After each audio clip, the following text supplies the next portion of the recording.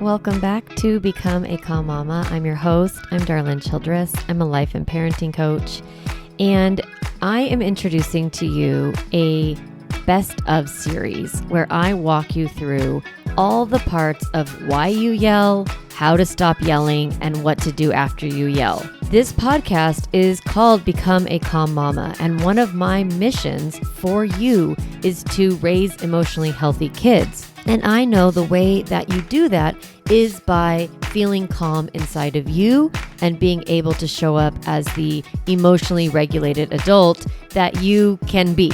And I also know that it's hard and that we need support and that this world is very stressful and parenting is stressful and it can be really overwhelming. So what I've done is I've curated the 10 best episodes from the 200 published episodes so that you have almost a masterclass in understanding yourself, why you yell, understanding how to stop yelling and getting really practical strategies on that, and then how to do repair so that when you blow it, when you lose your temper, when you have any sort of emotional dysregulation that you dump out on your kids, that it doesn't cause permanent damage. Everyone is so worried about fucking up their kids and ruining their kids.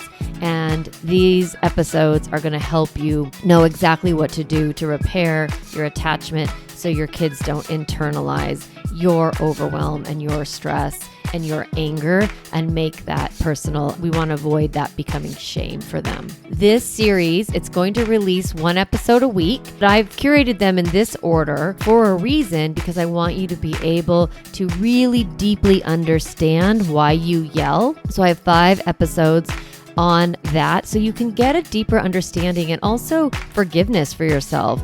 The more awareness you have about why you do something, the easier it is to change. And then I have 3 episodes with a bunch of bonus links on how to stop yelling. Of course, the Stop Yelling cheat sheet is the most tangible thing I can give to you to help you understand the pause break and how to recognize when you're overwhelmed and how to take care of yourself so you stop yelling at your kids. So if you don't have a copy of that, please go to my website, calmmamacoaching.com/stop yelling so that you can get a copy of that. Then the last 2 episodes are going to be about making a quality repair and going back and apologizing to your kids in a way that's meaningful. This best of series is my attempt to give you a masterclass on how to stop yelling at your kids and what to do if you do. I hope you enjoy it. If you have any questions or comments, please DM me on Instagram or reach out to me through my website. You can book a complimentary consultation.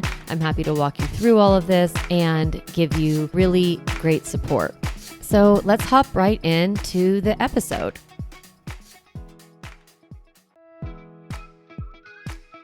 All right, welcome back to Become a Calm Mama. I am your host. I'm Darlene Childress. I am a life and parenting coach.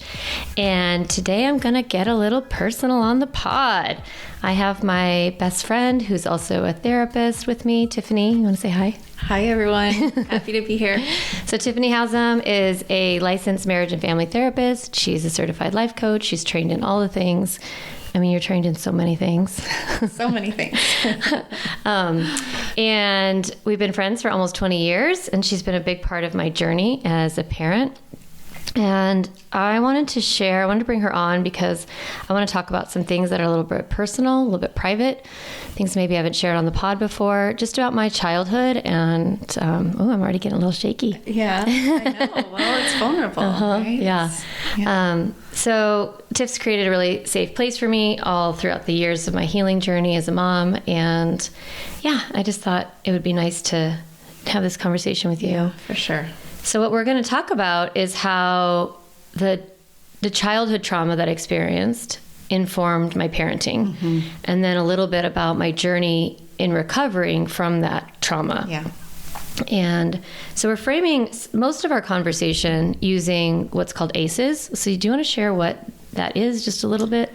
ACEs is a questionnaire that asks some there's 9 questions, asking questions about your childhood, and what they found that there's a correlation between your ACEs score and outcomes later in life related to your health, including like how long you live, addiction, health-related issues. So there's just a strong correlation between that.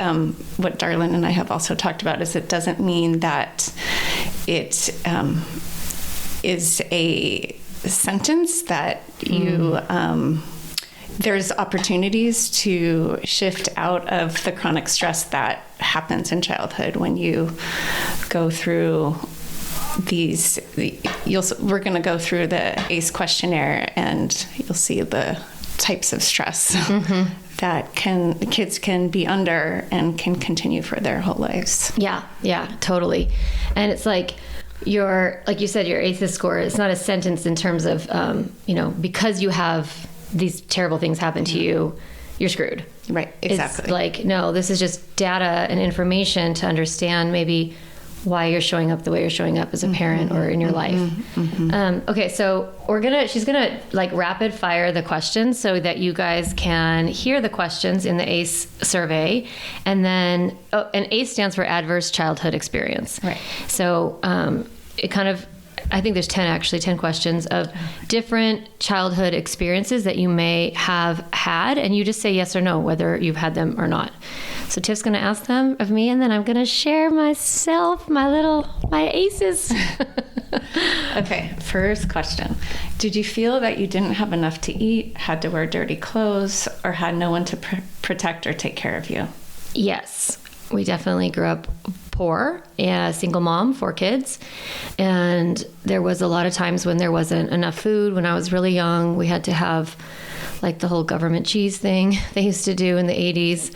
And yeah, there was definitely times where there wasn't food. We didn't have laundry in our house, so I had to wear dirty clothes. It was all very shameful. Yep. Okay. Question 2. Did you lose a parent through divorce, abandonment, death, or other reason? Yes. So my parents divorced when I was 4. And then my dad was in my life until I was about 8. And then he ran from the FBI, crazy story, and abandoned our family. And I didn't hear from him until I was 30 years old. So he left when I was 8. And then we went into reunion when I was 30. So for 22 years, I had no idea where he lived or if he was alive or anything. Okay. Question 3, did you live with anyone who was depressed, mentally ill, or attempted suicide? Yes, because my ACEs score is very high. So third number, and the answer is yes. My mom was untreated, clinically depressed for most of my childhood. She went on Prozac when I turned 18, and it changed her life and changed our whole family. But up until that, she was in major depressive episodes. And then as well as recently, we've realized that she probably had ADHD. And so it also created chaos because she didn't know how to like manage kind of all the stuff. Yeah. Right. It's a lot to deal with for sure. Yeah. Question 4, did you live with anyone who had a problem with drinking or using drugs, including prescription drugs? Yes. So not to break anyone's anonymity, but there are people in my family that I grew up with that have, addiction. And my mom was also in relationships with, my stepdad was an alcoholic, and he was very abusive verbally to me, which goes into another number. So yeah, definitely lots of drugs, alcohol, all sorts of stuff like that. Question 5, did your parents or adults in your home ever hit, punch, beat, or threaten to harm each other?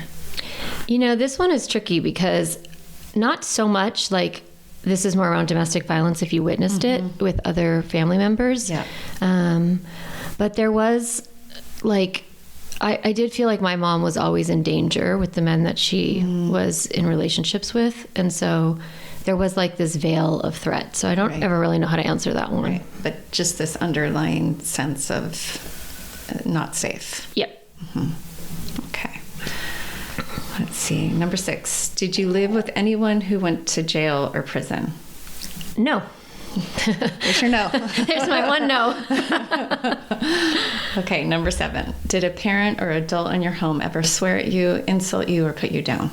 Yes, my stepdad was incredibly cruel to me and was just a horrible person, and he lived with us from the time I was 8th grade until senior in high school. So all those teen years, he was really, really terrible. Okay. Number 8, did a parent or adult in your home ever hit, beat, kick, or physically hurt you in any way? Yes. So other step-parents, stepfathers earlier. Yep. Yeah. Okay. Number 9, did you feel that no one in your family loved you or thought you were special? This is my other no, because that is one thing that I talk about, is like my mom's unconditional love and like this like treasure that she had in me, I think was such a salve throughout my whole childhood that in some ways it almost was like a healing balm throughout those years, because I just felt like she just delighted in me. Aww. I could just sense that all the time. And that was a constant for you. Number 10, final question. Did you experience unwanted sexual contact? You don't have to go into that. But So I was assaulted as a child and had to do a lot of work to heal from that. For sure. Oh, I know. So there's my score. There's my score. 8, right? 8 out of 10. 8 out of 10. Yeah. So, what I think is interesting about ACEs is that, like, maybe you listened to those questions and you had a couple numbers if you're listening to the pod, and you might go like, oh well, I'm not as fucked up as Darlene, so I have nothing to complain about, or oh, and I didn't have any of those things, but I still, feel unsettled in my life. And it doesn't mean that you don't have stress or that you don't have struggles because your ACEs score isn't high, or maybe it's really high and you feel really embarrassed right now or overwhelmed. If that's the case, just stop the podcast, go take care of yourself. And I think also we'll get to it, but that we will talk about ways of feeling better, healing. So if you can hang in there, there's good stuff. Good. The first time I took the ACEs score, I was actually at when I was doing my parent training in nonviolent communication, nonviolent parenting, and they had us do it, and I was like in shock. I knew like I had all these adverse childhood experiences, but I had never seen it like a list. Here are the 10 ways kids get fucked up in childhood, and then how were you, and then to have it scored like that, and then be told like any number higher than 4 is extreme or high risk. I really was. It was tough. It was rough to see it and hear it. I can imagine. How did you take that in, and what did you do with it? Well, I was in an environment of like trauma-informed space, and so when we did it, there was there were people there to talk about the results, and I think it was we kind of wrapped that day up, and I went home, and I came home. I had little kids at the time, but I cried and just kind of really grieved a lot of my childhood in a new way. But it gave me also, I think, besides like the grief and shock of it, it also gave me a perspective of, I don't know, like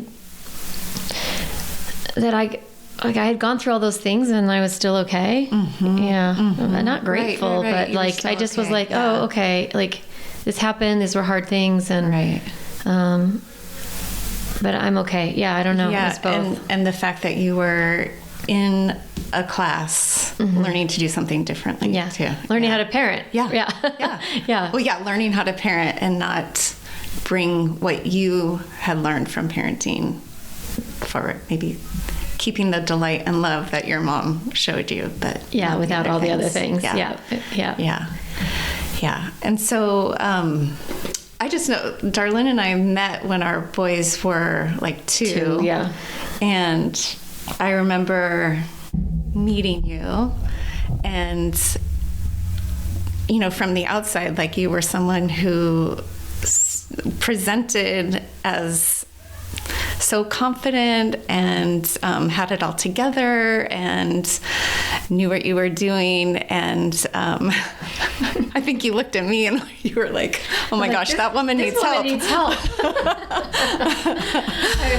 Her son was just like, you all have some of these spirited children that are very, very high, high energy, big personalities. Yeah. Yes. So when did it first come up in you that you realized, like, oh, I need some help here? Well, really, I mean, I've shared this on the pod before, but when Lincoln was 4, he was having these like crazy meltdowns. He was starting to get trouble in preschool. He was aggressive. He put sand in Elsa's eye, around that time, your daughter. And he was aggressive towards his brother, his little brother. And I felt so like, I remember this one moment where he hit me and I hit him back. And I just was like, what is wrong with me? Like, I just felt so terrible. Yeah. And I was screaming all the time. It was like secret shaming, thing. Yeah. I actually remember this one time you and we had this little group called MoFib. It was mothers of firstborn boys. Yes. We made it up. And we would get together with some other friends of ours. And I said to Tiff, I said to the group, I was like, I just feel like a victim sometimes, like I'm being abused by my son. And we walked out of that restaurant and then we were in the parking lot and you said to me, hey, that's not normal. And you said you don't have to feel that way. Yeah. Like, something more might be going on with Lincoln or you. Yeah. And I drove home that night and I was like, oh, I never knew what was normal. That's the thing about having a high ACEs score is you don't know what's normal, what's not. You don't know what's good, what's bad, where are you okay, where are you not. It's very hard to gauge because I had no mental map of like positive parenting. Right. And so when, someone you trust says, hey, you might be outside of norm here, I was like, oh, maybe I need some help. And that's kind of the catalyst for me was you saying, you don't have to feel this way. Right. This isn't normal, but not in like a judgmental way, just really loving. Yeah. So I remember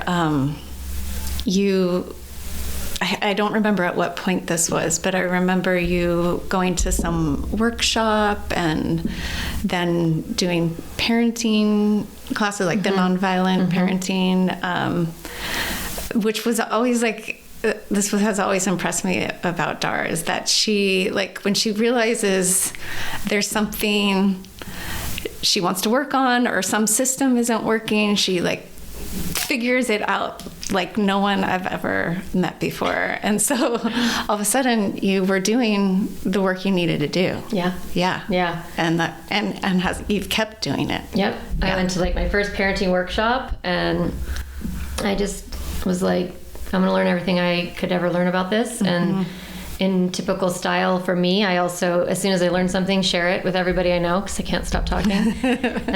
So yeah, of course, then every one of my friends is now like, exactly. We all did at the classes. Yeah, for sure. All the workshops. But yeah, there was this one workshop that I did that really kind of was my first like inner child work. Yeah. And I went to it and talking about what was happening for me when Lincoln was being aggressive is that I would feel like I was being attacked, that I was in danger. That Right. And I don't think consciously I made this decision, but as a little kid, 12, 13, I kind of created this armor of like, no one is ever going to hurt me. Yeah. And it was probably the beginning of my vigilance. And then I have a kid and my kid is hurting me. Yeah. Like he's not because he's 4, but like he's also kicking and hitting and, and I just didn't know how to protect myself without protecting myself. I didn't know how to, yeah, go ahead. Well, I was just going to say like that part of you rose up. It didn't matter who was in front of you. That part was going to protect you no matter what. Yeah. we have those adaptive skills, right? Like when we're kids and we're going through difficult things, we develop these systems of protecting ourselves, and it is about survival. Yeah, it's like we have these beautiful coping strategies. It's why when I talk about parenting, I'm always saying, like, well, your children, they're doing the behavior because there's some sort of inherent wisdom or care there, or strategy to cope. And we can give them better tools. But for me, whatever I developed as a kid, those were strategies that served me, that helped me like make good decisions, and not see myself as a victim, not see myself as empowered. Right, 100%. But then when you're a parent, that power doesn't really serve you anymore. Right. Like it's not, you don't want to I didn't want to power over. Right. You didn't want to be treating your kid that way. But didn't know how to do it differently, right? So I had to drop a lot of those strategies and learn new ones for sure. And I think in general, like the way that those adverse childhood experiences, that trauma showed up for me, is that I didn't really ever develop like an internal locus of control or self security. I never really felt safe in my body or in my environment, in my relationships. Everything always felt dangerous. So I was constantly seeking the security, the sense of control, outside of myself, like through other means. And also, like, I guess it would be perfectionism, but it wasn't like I just tried to figure out what's the only way, what's the way that I can be okay, and what are the rules, and how are you supposed to live, and if I followed all the rules and I figured it out and I cracked the codes in every environment, like how do you take care of a house, how do you feed yourself, what are you supposed to wear, how are you supposed to look, how are you supposed to talk, I just felt like I never really knew how to do any of those things, but if I could figure them out, then I could be safe. It's so much work. I hear you say this, like there's so much energy and work, and I guess I don't know if it felt this way to you, but it sounds stressful too, to like constantly be having to work so hard for your safety, for a sense of control. It's like I think of it as the monitor, right? It's like this internal manager or monitor who's constantly evaluating me in comparison to my environment. Do I need to take more power here to feel better? Or do I need to be less than myself in order to be accepted? So the internal feeling of belonging, the internal feeling of security was absent. It was coming from the outside. So then I have kids and gosh, it's like there's so little there's so little that we have to we can't. They're humans, they're children, they're immature, and so it's like, whenever they were loud, whenever they hit, whenever that I had to make a decision about where they should go to school, or where should we live, or what enrichment, and all these decisions, and I'm never feeling like I know what to do. I don't know what's right, and what is everyone else doing, and how do I know? And then their behavior, of course, it's like I don't know how to parent. I don't know how to not yell at them. So then I'd yell and I'd feel shame, and then I'd beat myself up. But then I'd be like, but they're bad, and I just all in my head. And then feeling like, again, like I don't know that this was true for you, but I'm just thinking about like when you feel out of control, and then you're trying to control your environment, and then you're trying to control your kids, and it's just a recipe for disaster, because like you can't control your kids. If I want to ruin their nervous system with fear, then I can. You can, yes, because I was controlled, in the chaos, but in certain aspects, adults treated me poorly in order for them to feel whatever they needed to feel, and really kind of preset my nervous system at high cortisol. And I don't want to do that. Yeah. I know people listening to this podcast, you mama who's sitting in your car, wherever you are, you're like, no, that's me. I don't want to fuck my kids up. It's the thing we don't want to do. It's the thing we don't want to do. And we can have like the best intentions not to do that. And then we're triggered by something and it brings that old wound up or that old stress response. And then we're in it. We're doing the thing that we don't want to do. Yeah. You know, that's why Dar's work is so important for real. For real. No, it's for sure because it's like my insecurity. Well, I mean, let's say this. When you don't have like healthy parents, you actually really don't know what to do. No, there's no template. No. So that's why I created the Calm Mama process, as I call it now, because I really needed a template for myself and my family to figure out how we should do it. Yeah. And, you know, of course it's helped me and like, you know, at this point, thousands of people. Yeah.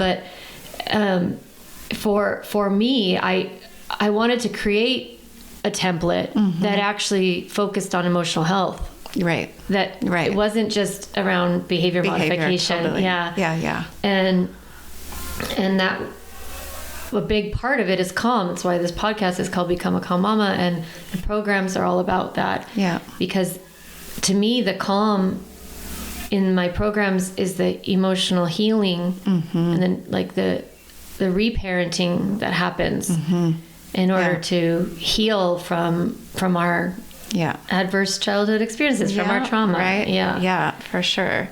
So are there other ways that you would like to mention that you've touched on a lot, so this isn't like you should, but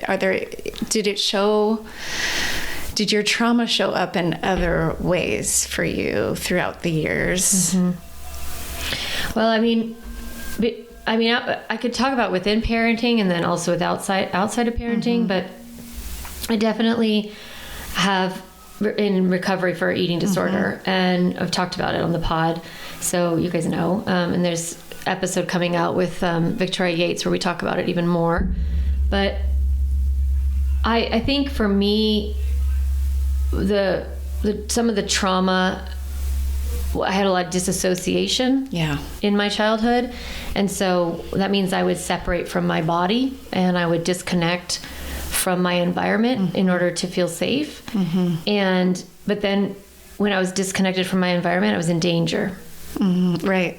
Because then I'm not in vigilance. So for me, the eating disorder stuff is like just this toggle between disconnecting from my body just enough, but also aware. So this like space of hunger, it's very weird, but this little space of hunger that I toggle right at is like sort of my safest space. Right. That's so weird to share on the parenting podcast, but so with like, that's kind of in other ways too, like maybe in friendships, I can see sometimes I'm very people pleasing. I want to make sure I'm liked, I fit. Yeah.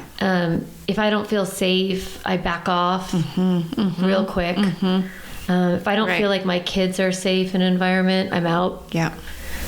So that just that high sense of vigilance. I hear that for sure. So how you've done the parenting workshops, the parenting classes, you've read so much. What else? How else have you healed? Well, I think about like, when I was doing some research, not research, but like prepping for this, I was thinking about like what it is that I was afraid of repeating in my family. Like, what am I avoiding? What am I not running away from, but what is it that I don't want to recreate? And I mean, obviously the list is, I have it here. Like, it was like abandonment, depression, drugs, threat of violence, putting my kids down, hurting them, not letting them feel loved, and then keeping their body safe from sexual abuse. Right. All the ACEs, right? Definitely wanted to make sure I touched on all those. But for me, I felt like I grew up in a chaotic environment, like unpredictable and uncontrolled. Right. And that is that is really the core of stress. Oh, yeah. Right? Like when you feel unsafe, if you feel unsafe and you feel like you aren't sure what's going to happen, then you're in that vigilant state. Yeah. So I was really focused on like not having chaos in our family. And I married a very like, you know, metronome type of person. Very stable. Very stable, like the most stable. And I was drawn to that in my 20s because I was for a model of like, how do you do that? And so I wanted to have them feel safe and that they could know that their world was predictable and that their world was reliable and that they had agency. Yeah. And I felt like, of course, my mom didn't really yell. I wish she did actually, because she just felt like so not there. Not there. Yeah, and like also like a child.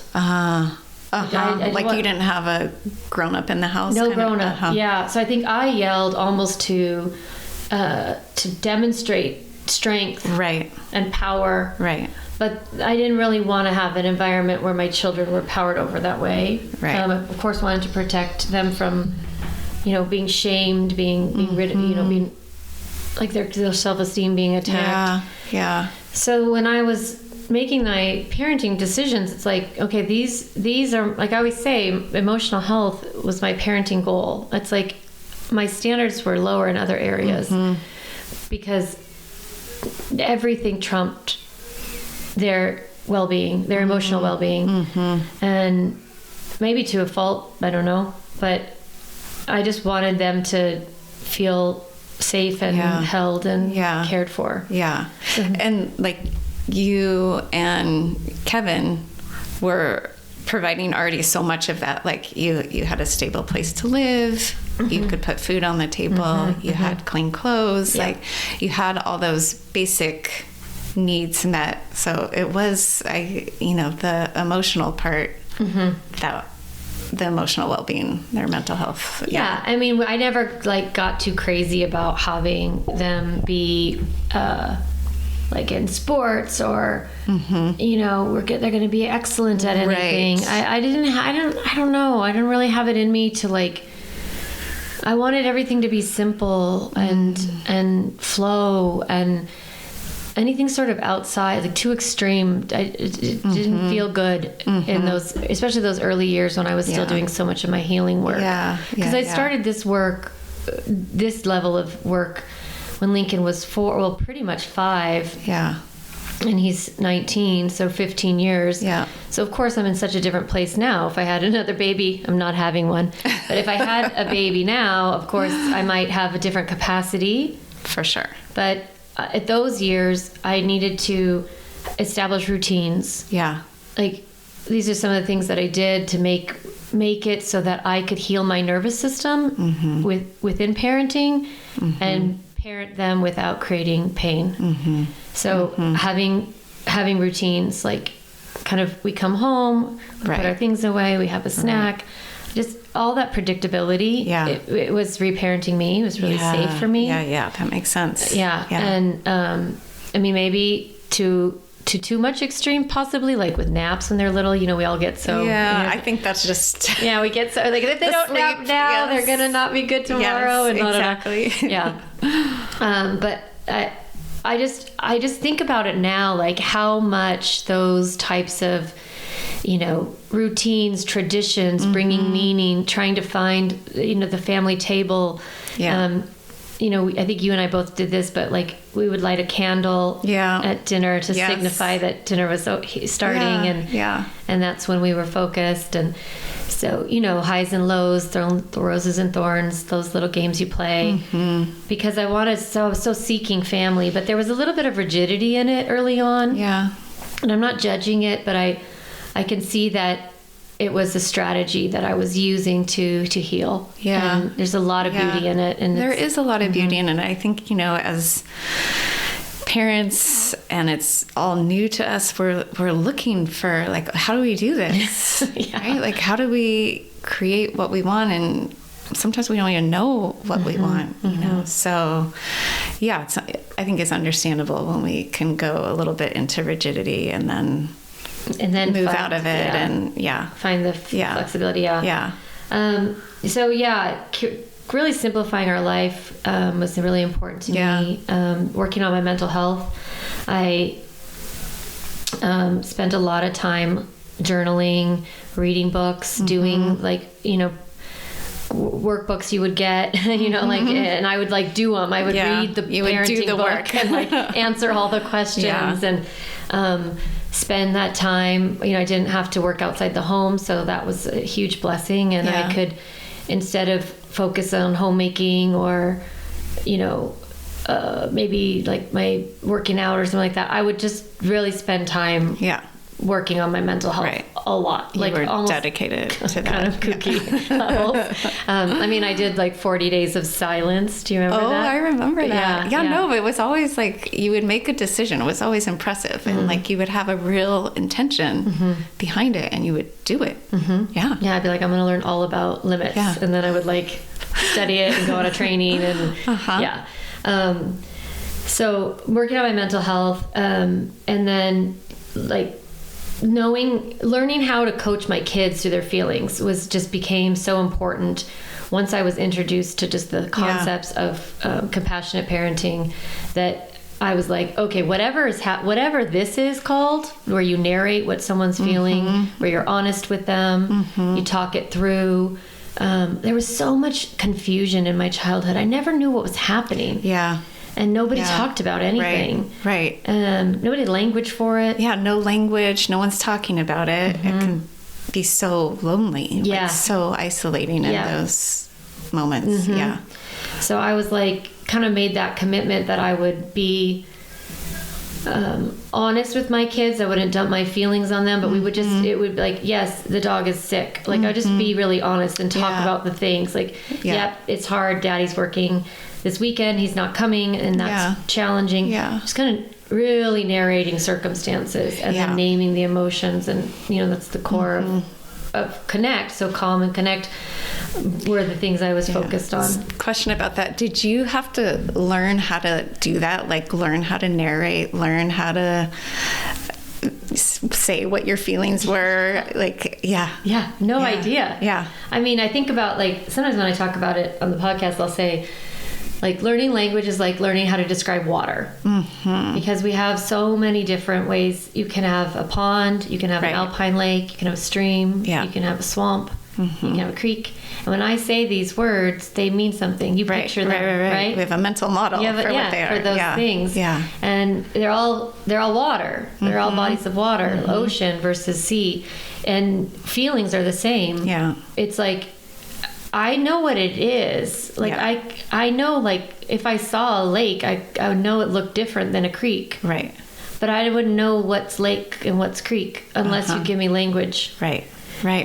So I didn't know what it was all called, for sure. And I think most of us don't know what it's called. I agree. I think, I think our kids are going to grow up knowing, but our generation, the generation below us also, there wasn't any of that. For most of us. No, there's not. There wasn't that emotional coaching where you knew what you were feeling and could talk about it. And when I ask my clients, I'm how are you feeling?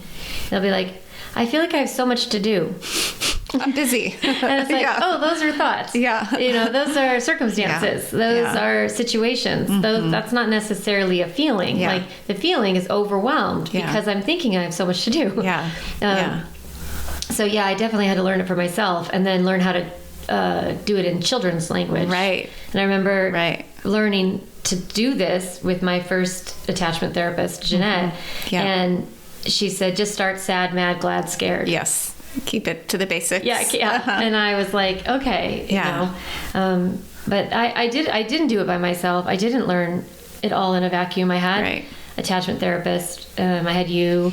I had people in my life that I could trust that were further along on the healing journey than me, and so that's why I think going into programs like coaching programs or getting a therapist is so valuable. Yeah. I did a lot of it by myself because I think I've always been an internalized coach. Yeah. Yeah. Yeah. You've been an internalized coach, and you also like go deep into the research. So. Yeah, I do. So I think, those like early years really prioritizing my mental well-being, prioritizing my parenting.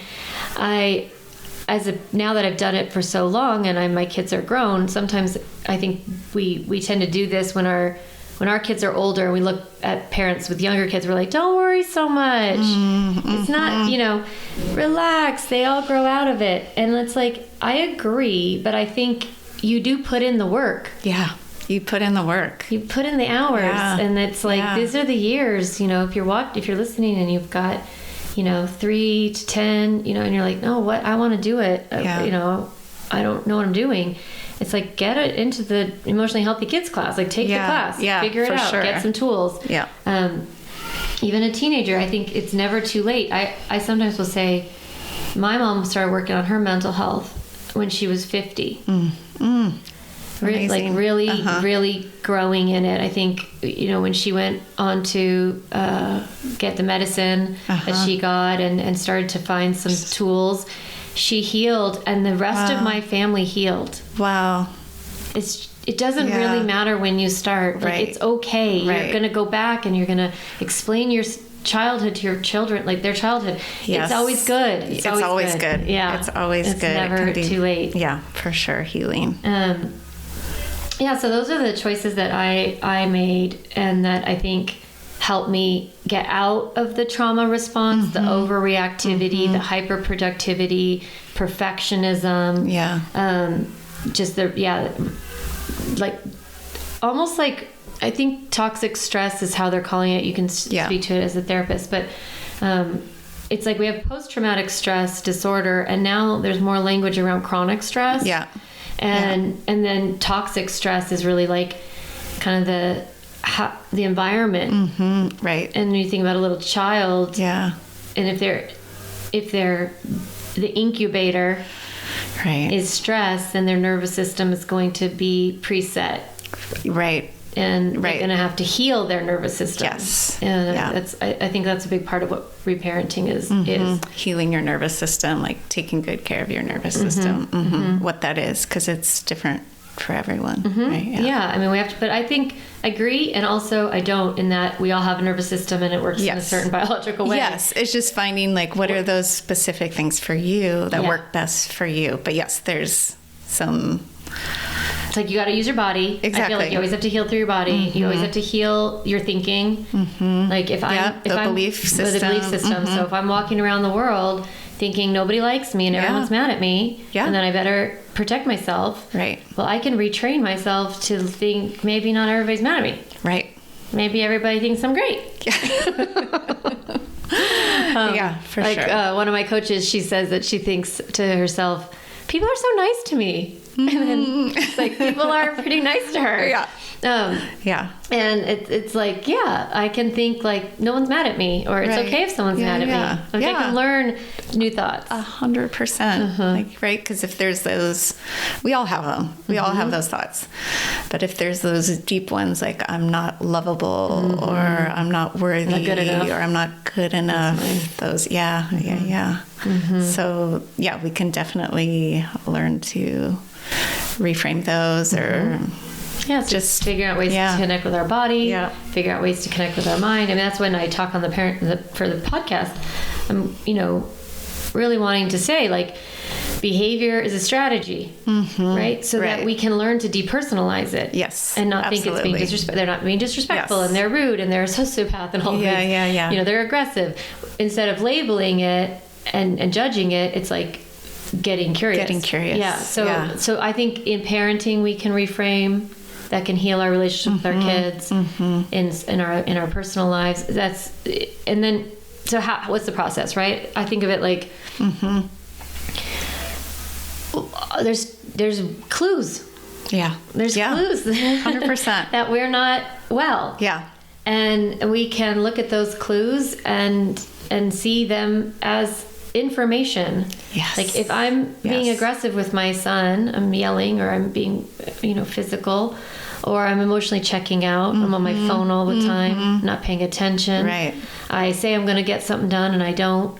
That I can look at those behaviors and say, oh, something's wrong with me. Right. Just go to judgment. I'm a terrible mom. Yeah. I'm a terrible wife. I'm a terrible friend. I'm a terrible worker, or whatever.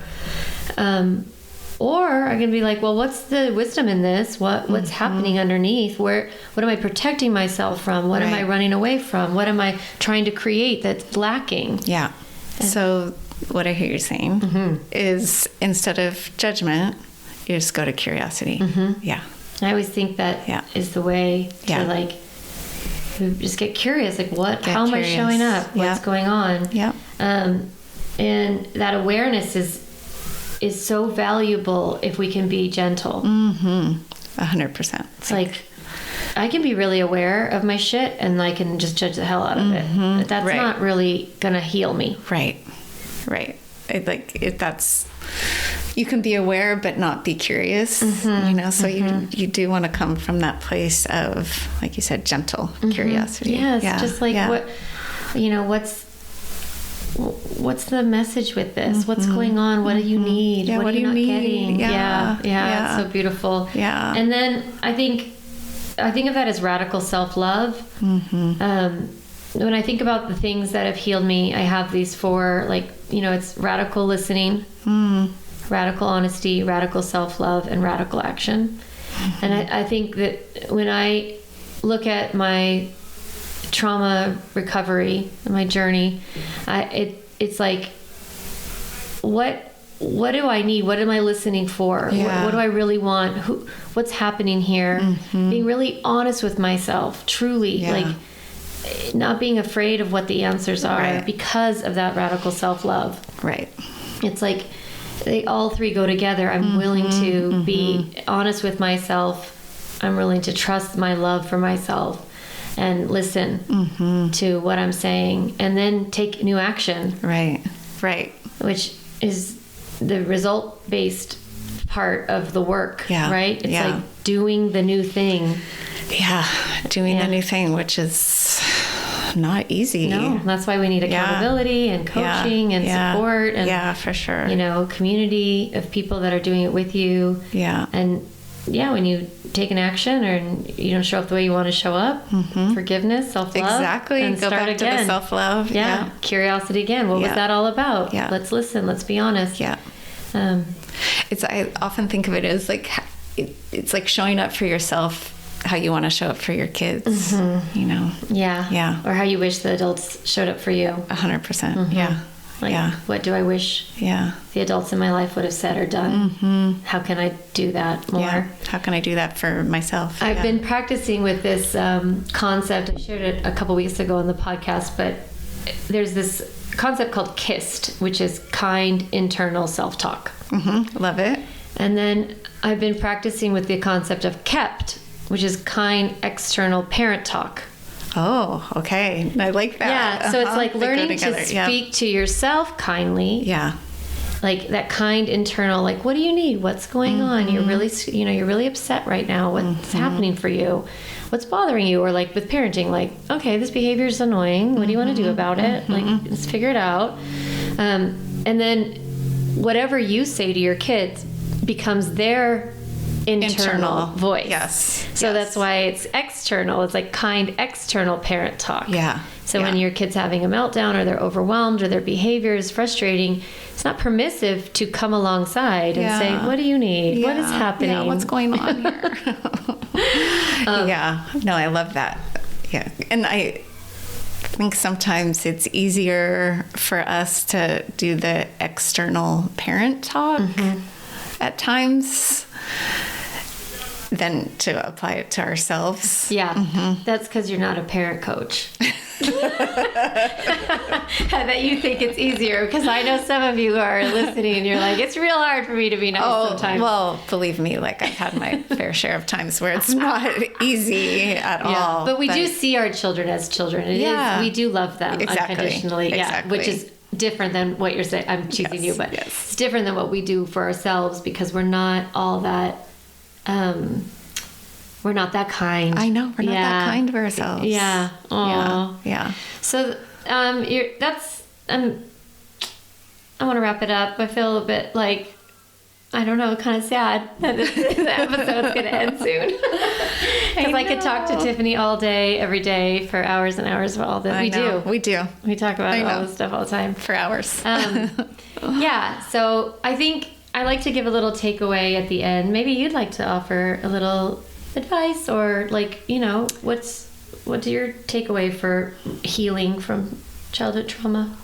Well, I mean, I think honestly, Dar, you've been like an incredible example of how someone heals. I mean, I've watched you do it, and I've always just been so like astounded that you've like been able to do that and come from all that you've come from and show up for your kids and all the other mamas like you do. Yeah. So I guess Tiffany's takeaway is just keep listening to the podcast. Exactly. Listen to Dar. She will teach you all the things. So funny. Yeah. Thank you. I really appreciate that. No, it's true. Yeah. It's been an interesting road for sure. Healing. Yeah. I think my recommendation for anyone listening is to be so gentle with yourself as you come to terms with maybe your childhood, and maybe seeing how it might be shown, how your maladaptive strategies might be showing up in parenting, and just approaching it with like that gentle curiosity and wondering, you know, what's this saying about me? Where's this pain coming from? What is this? What do I need here? Right. You know? Right. How was I protecting myself all along? Yeah. And then working with a therapist, or joining one of my coaching programs and getting support, because when you have a lot of difficulty in your childhood, you have blinders. I think there's some things that are hard about kind of, you don't know what's normal, what's not. You need someone who says, hey, the way you're feeling, like you're being in an abusive relationship with your 4-year-old, not normal. And then it's like, oh, it's not. I like someone who can come and bring that awareness. So getting support, getting help is so important. Yeah. I couldn't have said it better. No, it's true. All that Dar's saying, like as a therapist, all that she's saying is 100% true. And I think if we can start with being really kind and curious with ourselves and trying to figure that out and getting the support, you're off to a good start. Yeah. Just do it. Yeah. Well, thanks for listening. Thank you, Tiffany. My pleasure. For being my friend forever. Oh my gosh. And also being like this amazing gift in my life that I get to have your love and brain. And it's mutual. Okay, we'll end the love fest. Yes. Thanks for listening. If anything came up while you've been listening to this podcast, I'm more than happy to chat with you, and you can book a complimentary consultation with me. I know a lot of you are listening. You can't quite believe that you could get on a Zoom call and talk to me, and you can. You just go to my website, and there's on the podcast, there's a place to connect, and you can book a call, and I'd be happy to share more, listen to you, talk about my program, see if they work for you, or refer you to something else if it's not a good fit. Care about you so much, mamas. I'm so grateful Tiffany's here, and I really just wish you the best week. Yeah, have a good week, everyone. All right, bye. Bye. Hey, mama, if you enjoyed this podcast episode, I want to encourage you to do 2 things. The first is go to my website, calmmamacoaching.com, and get a copy of the Stop Yelling cheat sheet. You'll get a step-by-step breakdown of the most important tool I teach, which is the pause break. And you'll also get 40 ideas to reset your body and balance your nervous system so you don't have to yell at your kids. You can get a copy of that, again, at my website, calmmamacoaching.com/stop yelling. The other thing I'd love for you to do is go to Apple Podcasts and rate and review this podcast so that other moms can discover empowering and helpful, practical parenting strategies, just like you did today. Thanks so much for listening to the podcast. It means a lot to be in your ear every week and to support you on your parenting journey.